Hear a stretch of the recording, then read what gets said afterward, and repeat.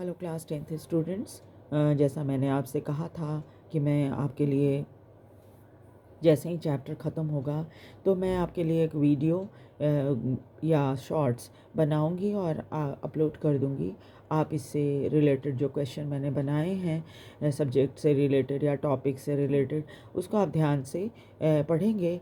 और जैसा मैंने बोला था कि आप एक कॉपी बना लीजिए और कॉपी में सारे MCQ वाले जो क्वेश्चंस हैं उसको नोट डाउन कीजिए और हर दिन उसको बार बार पढ़िए।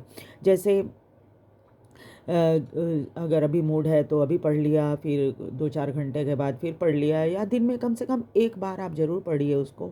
तभी आपको ये सारे क्वेश्चन आंसर याद होंगे, आपके दिमाग में बिल्कुल बैठ जाएंगे और फिर एग्ज़ाम तक इसे आप कभी भी नहीं भूल पाओगे। ये देखिए कुछ इसमें तो ज़्यादातर हिस्ट्री के क्वेश्चंस हैं। एक ही क्वेश्चन ऐसा है जो कि इकोनॉमिक्स से है, बाकी सारे क्वेश्चन हिस्ट्री से रिलेटेड है।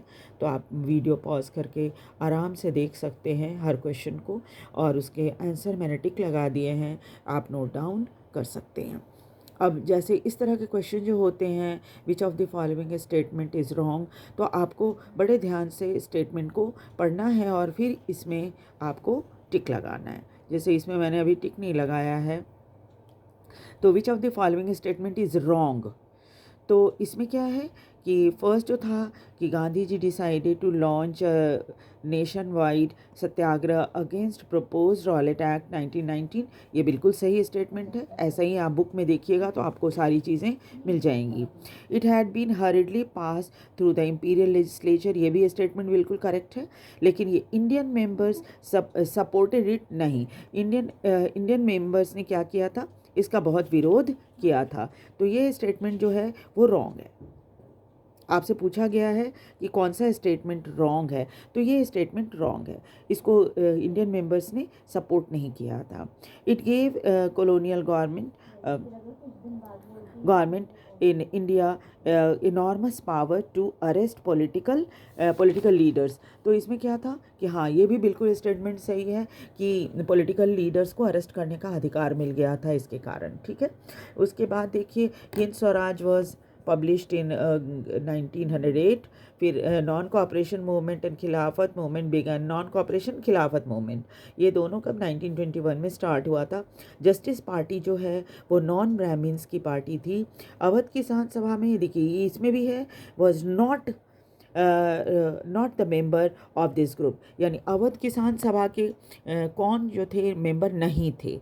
तो इसमें आपको राजेंद्र प्रसाद जो हैं वो उसके मेंबर नहीं थे अवध की किसान सभा के। जवाहरलाल नेहरू और बाबा रामचंद्र तो थे ही। उसके बाद मिलिटेंट गुरिल्ला मूवमेंट जो है वो कहाँ हुआ था, तो गुडेम हिल एरिया में हुआ था जो कि आंध्र प्रदेश में है।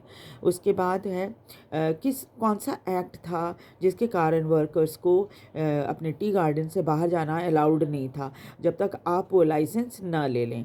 तो ये है लैंड इमिग्रेशन एक्ट जो कि 1859 में आया था।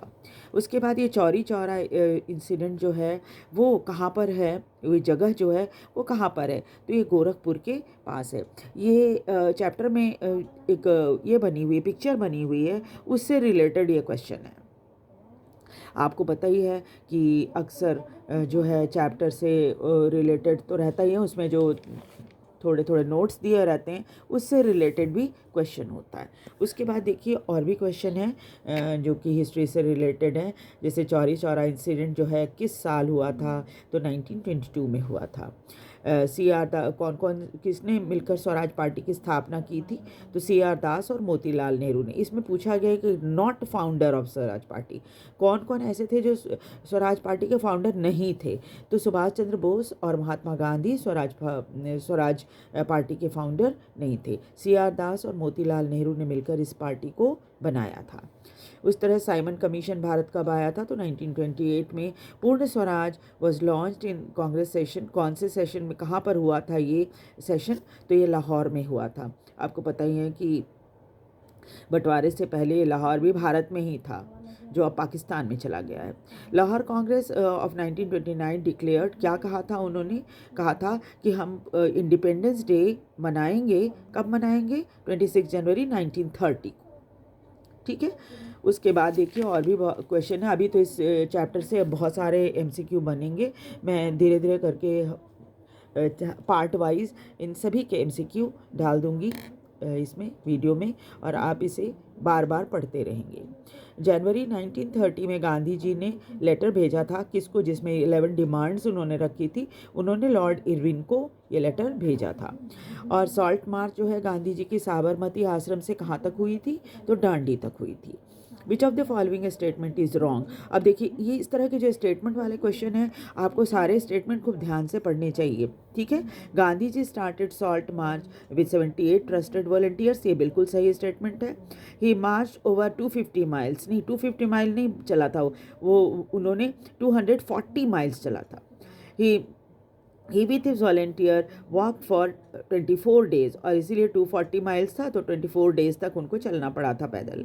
ही रीच डांडी ऑन 6 अप्रैल, ये भी स्टेटमेंट बिल्कुल सही है, और सी वाला स्टेटमेंट भी बिल्कुल सही है, और जो बी है वो गलत है, यहाँ पर 240 माइल्स होना चाहिए था।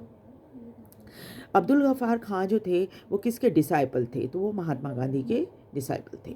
इस तरह से और भी बहुत सारे क्वेश्चन हैं जो इस चैप्टर से रिलेटेड हैं, तो मैं उसके वो क्वेश्चन आंसर भी डाल दूंगी आप, लेकिन बहुत ज़रूरी है कि आप इसे बार बार पढ़ते रहिए।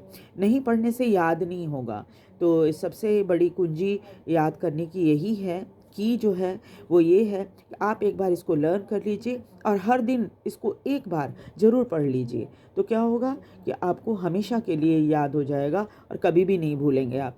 और सच्चाई एक और बात आपको बताती हूँ, वो ये कि ये इस तरह के क्वेश्चन हैं जो आगे भी जब आप कॉम्पिटिटिव एग्ज़ाम में अपीयर होंगे तो ये सब इस तरह के क्वेश्चन आपको MCQ में मिलेंगे, ठीक है। तो भविष्य में भी आपको ये बहुत ही मदद करने वाला है, कम से कम हिस्ट्री के सारे चैप्टर तो ऐसे ही हैं, ठीक है।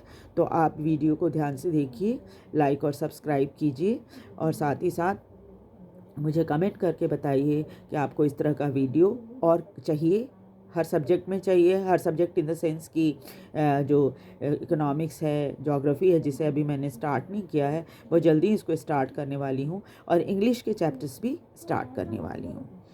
Thank you very much.